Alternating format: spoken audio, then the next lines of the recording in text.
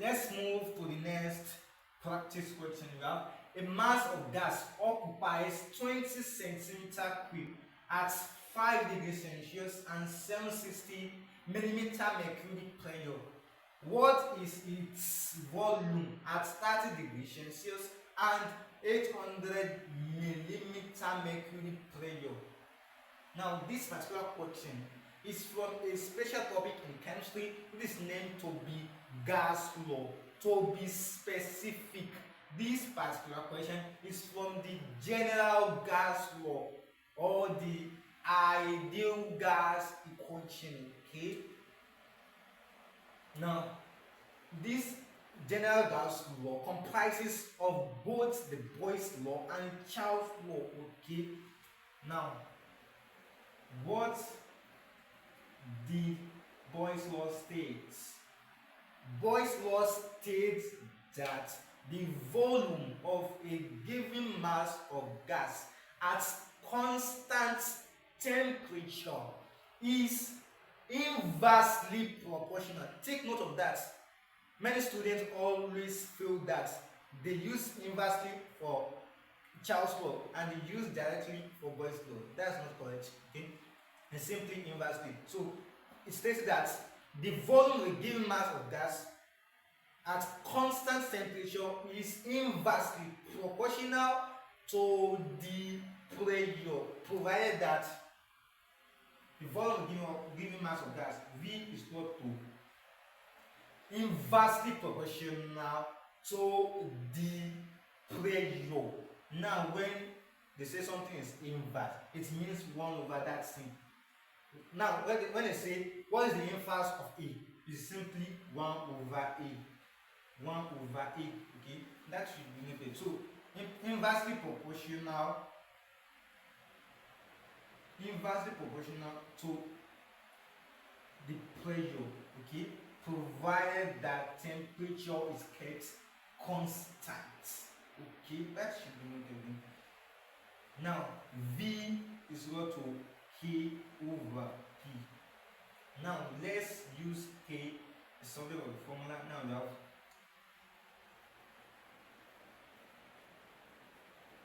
Now, we have this K is equal to PV. Okay, you can see we cross multiply. Okay, K is equal to PV. So K will now be P1 V1 is equal to P2 V2. Now let's use P2 as the subject of the formula. We have V2 cancel. Now P2 is equal to P1 V1 over V2. That should be noted. Okay. Let's have our first equation here. Now moving on to Charles' law.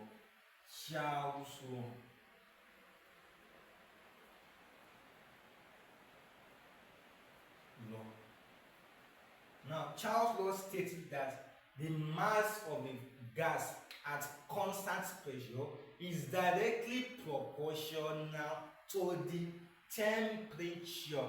Meanwhile, the absolute temperature is calculated by T is equal to, into bracket, 30 degrees Celsius plus 273 close bracket degree Celsius. Okay. Now, Charles said that the volume of a given mass of gas is directly proportional to the temperature. V is equal to T.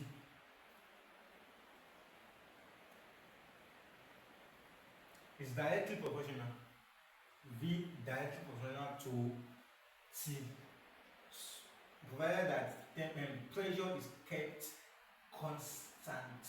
Okay, V will now be KT. Now let's use this K as the subject of the formula. So TT cancel, and K is equal to V over T.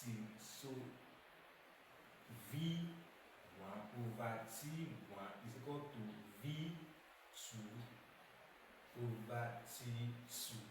That's simply it. Now we now bring this equation together. Okay.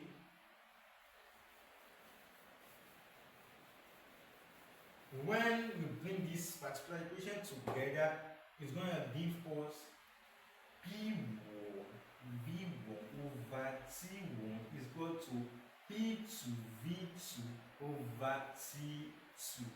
That is simply the equation for the ideal Gauss law, general Gauss law. Okay, that should be noted.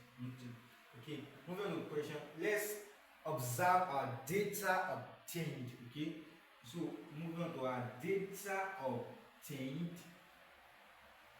we have the mass of the gas of gas 20 centimeter cube. So this is volume. So V1 is equal to 20 centimeter cube. Okay, at 5 temperature. Okay, at 5 temperature. So our T1 is equal to 5 degrees Celsius. We have said before that for calculating the absolute temperature, you must plot it with 273. Is equal to, now let's make my calculator. No, 273 plus 5. 2 is simply 278. 278 Kelvin. Okay. And 760 millimeter mercury. This is our pressure. P1 is equal to 760 millimeter mercury. So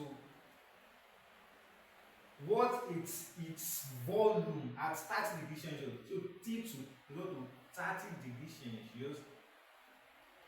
30 degrees Celsius was 273 is equal to 30 plus 273 is simply 303. And 800 millimeter mercury. So P2 is equal to 800 millimeter mercury. So we are asked to find the pressure, the volume. We are asked to find the volume, which is equal to unknown. Okay, moving on, we have a data. These are formula P1 V1 is equal to T2 T1. Equal to P2 V2 over T2. You can see. Okay. Now let's equate our parameters. Okay. Now what is P1? P1 is simply 760 millimeter mercury times. No, we are asked to find the volume. So we are going to use this volume as the subject of formula. Okay. Now P1 V1 T2 is equal to P2 V2 T1. So let's use V2 as the subject of the formula. We have P2 T1 P2 T1 P2 P2 P2 P2.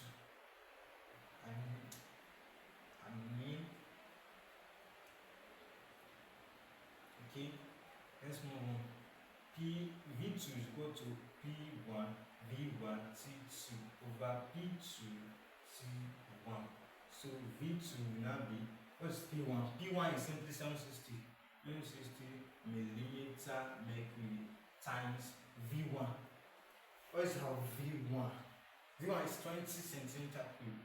20 centimeter cube times our T2. T2 is simply 303 Kelvin over our P2 is simply 800 millimeter mercury. 800 millimeter mercury times T1. T1 is simply 278 Kelvin. Kelvin cancel Kelvin.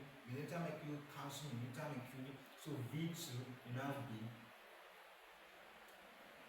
760 times 20 times 303.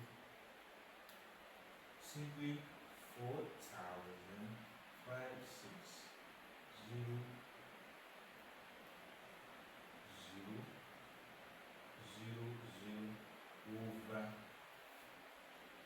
800 times 278 to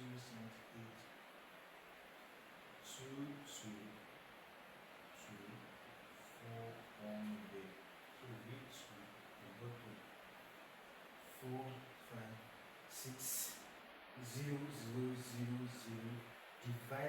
222 400. Simply 20 simply 20 centimeter cube. Okay, guys, this is simply our answer. Okay, that should be noted.